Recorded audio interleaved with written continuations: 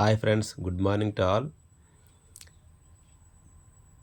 మనం టెట్కి సిలబస్ కానీ చూసినట్లయితే టెట్లో మనకి paper 2A maths and science, దీంట్లో ఎక్కువ మార్కులు సైకాలజీ 30 మార్కులు, తెలుగు 30 మార్కులు, ఇంగ్లీష్ 30 మార్కులు, అదేవిధంగా మ్యాథ్స్ 30 మార్కులు, సైన్స్లో 30 మార్కులు ఉంటాయి. సైన్స్ మరలా 30 మార్కులు, ఫిజికల్ సైన్స్ 15 మార్కులు, అదేవిధంగా బయాలజికల్ సైన్స్ 15 మార్కులుగా డివైడ్ చేయడం జరుగుతుంది. అయితే దీంట్లో మాకు వచ్చిన కొత్త మార్పు చూసుకున్నట్లయితే చాలామంది ఫ్రెండ్స్కి గుర్తించలేదు ఇప్పటికీ. అదేంటంటే సైకాలజీలో 30 మార్కులు ఓకే, పాత సిలబస్ కూడా ఓకే, కానీ తెలుగు ఇంగ్లీష్లో 30 మార్కులు అంతకుముందు 24 కంటెంట్ ప్లస్ 6 మార్కులు మెథడాలజీ ఉండేవి. ఇప్పుడు మెథడాలజీ అనేది లాస్ట్ టెట్ నుంచి తీసివేయడం జరిగింది. కాబట్టి మొత్తం 30 మార్క్స్ అనేవి ఓన్లీ కంటెంట్ ప్లస్ గ్రామర్ ఇవ్వడం జరుగుతుంది తెలుగులో. అదేవిధంగా ఇంగ్లీష్లో కూడా కంటెంట్ ప్లస్ గ్రామర్ కలిపి 30 మార్కులు ఇవ్వడం జరుగుతుంది. దాంట్లో మెథడాలజీ అనేవి లేవు. కాబట్టి ఫ్రెండ్స్, ఈ విషయాన్ని మీరు గుర్తించండి.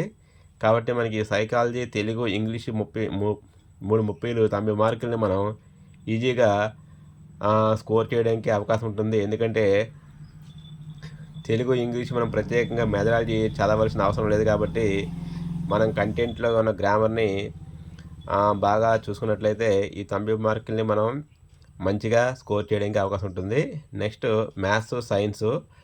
మ్యాథ్స్లో 30 మార్కులు పాత మోడల్ ప్రకారమే 24 కంటెంట్ ప్లస్ 6 మార్క్స్ మెథడాలజీ ఉంటుంది. సైన్స్లో మరలా 15 మార్కుల ఫిజికల్ సైన్స్లో 12 మార్కులు కంటెంట్ ప్లస్ 3 మార్కులు మెథడాలజీ ఉంటుంది. అదేవిధంగా బయాలజికల్ సైన్స్లో కూడా 15 మార్కులకు గాను 12 మార్కులు కంటెంట్ ప్లస్ 3 మార్కులు మెథడాలజీ ఉంటుంది. కాబట్టి ఎక్కువ మార్కులు ఉన్న సైకాలజీ, తెలుగు, ఇంగ్లీష్ని బాగా మనం డిఎస్సికి ఎలాగైతే చదివామో లైన్ టు లైన్, అదేవిధంగా ఇక్కడ కూడా మనం ఎక్కువ ఫోకస్ చేసి చదివినట్లయితే ఈ 90 మార్కులకి మ్యాక్సిమం మనం 85+ తెచ్చుకోవడానికి అవకాశం ఉంటుంది. నెక్స్ట్ బయాలజీ అభ్యర్థులు అయితే మ్యాథ్స్ కొంచెం కష్టంగా ఫీల్ అవుతారు. కాబట్టి ఆ మ్యాథ్స్ని పక్కన పెడితే సైన్స్లో మళ్ళీ 30 మార్కులకు గాను మనం బాగా చదివినట్లయితే అవి కూడా మ్యాక్సిమం 25+ తెచ్చుకోవడానికి అవకాశం ఉంటుంది. కాబట్టి తర్వాత మ్యాథ్స్ అనేది మ్యాక్సిమం బయాలజీ అభ్యర్థులు అయితే మ్యాక్సిమం ఈజీ టాపిక్స్ని తీసుకొని బాగా ప్రిపేర్ అవ్వడం వల్ల వాటి నుంచి కూడా బిట్లు మిస్ అవ్వకుండా మనం చేయడానికి అవకాశం ఉంటుంది. కాబట్టి ఫ్రెండ్స్, ఈ విధంగా మీరు గమనించి 6th నుంచి 10th వరకు ఉన్న అకాడమిక్ టెక్స్ట్ బుక్స్ని మనం డిఎస్సికి అయితే ఎలాగ చదివామో అదేవిధంగా మంచిగా లైన్ టు లైన్ ఫోకస్ చేసి అయినట్లయితే టెట్లో ఎక్కువ మార్కులు సాధించడం పెద్ద కష్టమేమి కాదు. అయినప్పటికీ ఇప్పుడు టెట్లో ఈ మధ్యన నిర్వహించిన టెట్లో ఎక్కువ మార్కులు అందరికీ కూడా వస్తున్నాయి. కారణం ఏంటంటే నార్మలైజేషన్ వల్ల ఆటోమేటిక్గా ఎక్కువ మార్కులు వస్తున్నాయి. కాబట్టి నా సలహా ఏంటంటే అందరూ టెట్ కంపల్సరీగా రాయండి.